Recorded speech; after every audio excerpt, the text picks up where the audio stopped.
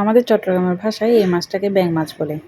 আপনারা এই মাছটাকে কী নামে ডাকেন বা কী নামে পরিচিত আমাকে একটু কমেন্ট করে জানাবেন। মাছটা চিন্তা করছি খুবই মজা হবে, খুবই টেস্টি হবে। ২ ভাবে রান্না করছি।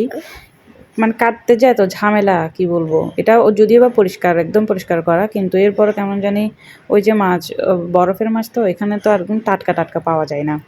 দেশীয় মাছ তো আর টাটকা পাওয়া যায় না। এখানকার মাছ অবশ্য পাওয়া যায়, কিন্তু দেশীয় মাছগুলো একটু যখন এগুলো ফ্রোজেন থাকে তো ওগুলা অনেক মানে কাটতেও কষ্ট হয়ে যায়, একদম ছিন্ন-বিচ্ছিন্ন হয়ে যায় আরকি।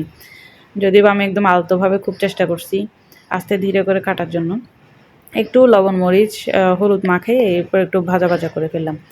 কিন্তু ভাই রে ভাই, এগুলা যে মানে এত যে কাটা, কি আর বলবো! আমার মাছ রান্না দেখে আমার বিলাইটাও এরকম বেহুঁশ হয়ে পড়ে আছে। এটা বলে কি, এই বেডি কীভাবে এই মাছ রান্না করে? এটা তো এভাবে রান্না করে না, এটা হয়তো অন্যভাবে রান্না করে। সে আমার মাছের ঘ্রাণ পেয়ে এভাবে বিহঁশ হয়ে পড়ে গেছে।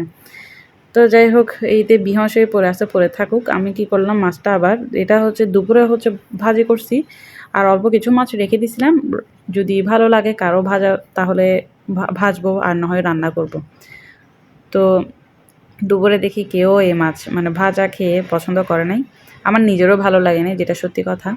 এরপর কি করলাম, রাতে ওই যে অল্প যে মাছগুলা ছিল হলুদ মরিচ দিয়ে মাখায় রাখছিলাম, এগুলা কি করছি ফ্রিজ থেকে বের করে একটু পেঁয়াজ, তারপর হচ্ছে এই হলুদ মরিচ মানে অল্প আর কি, সব কিছু অল্প দিয়ে রান্না করছি টমেটো দিয়ে। কিন্তু এই মাছ আসলেই মজা নেই। আসলে এই মাছটা একদম মজা নেই।